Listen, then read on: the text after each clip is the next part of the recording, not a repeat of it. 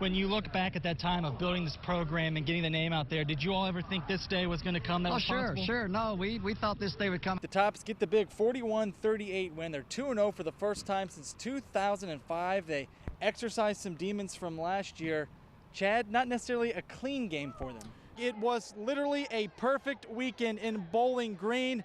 The South Warren Spartans ended all with their first ever state championship, going 15-0 as they beat Johnson Central 36-6. Wow, Chad, another year, another crazy bowl win for the Hilltoppers. Tonight we begin here in town at Houchin-Smith Stadium. The Toppers weren't in action.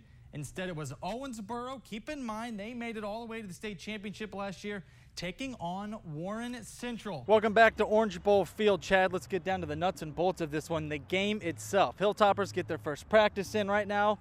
They're feeling good, but they know they've got a lot of work to do to get ready. Last year I won the state championship, and I would say that that would be the best. I won the world championship at 721 2 years in a row, so them three there are probably the best. Damon Dennis didn't start out a world and state champion at cornhole. In fact, he didn't even know he was all that good at the game until a longtime coworker got sick and he attended a benefit to help his friend. And me and a fellow teamed up, and we happened to get second place in that tournament there, and I went to a few more. I went to a singles tournament at Louisville, Kentucky, and the second singles tournament I got in, I come out there and won it. So I kind of been hooked ever since. And the wins have piled up so high that Dennis is the 7th best player in the country. The winning certainly makes it fun for him, but his drive for the game isn't fueled by success. I enjoy the people that I come in contact with, and you know, I enjoy the competition. That's the bottom line. I like to be competitive whatever I do. This weekend, Dennis will put his skills to the test at the World Championships in Knoxville.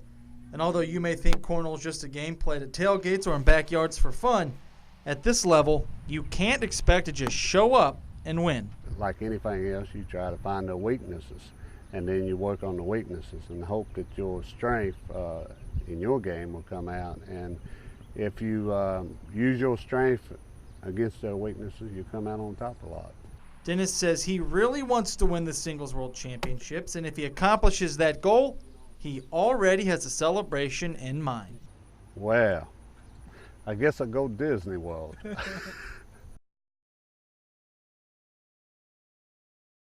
It's National Signing Day, and we have quite a few local athletes making their college choices official. Tonight we begin up I-65 in Horse Cave, where at Caverna High School, basketball standout Mason Faulkner inked a commitment to play at Northern Kentucky University. Now that the regular season and conference tournament are over, the Lady Hilltopper softball team's focus turns almost 400 miles southeast to Athens, Georgia, the site of their NCAA regional. On Twitter, where everything happens nowadays, we find out another Hilltopper transferring, and this time it's Avery Patterson. Now, starting off tonight, we have a huge in-town matchup and a rivalry. The Greenwood Gators and the South Warren Spartans, both off to an undefeated start, both wanting some bragging rights. The Gators out to avenge 2 blowout losses to the Spartans the last 2 seasons. Both these teams ranked in the AP poll top 10. South Warren, #1 in Class 4A. Their fans fired up for this one.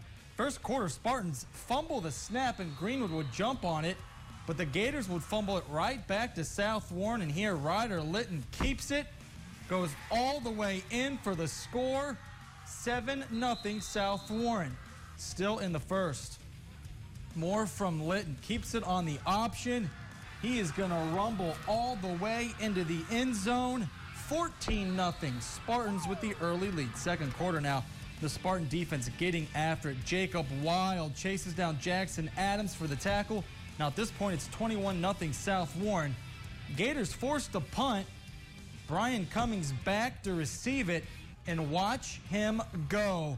Greenwood having a hard time bringing him down. Unbelievable return. Now the punter going to try to catch him, and he's not going to be able to do that. Cummings takes it back for the touchdown and an emphatic 28-0 South Warren lead. More special teams from the Spartans. This time, they're going to return another punt. But where did it go? Well, this one was blocked. Austin McElwain ends up with it for the touchdown. They would add the 2-point conversion, go up 36-0, force a running clock, and South Warren cruises tonight. They win 43-7.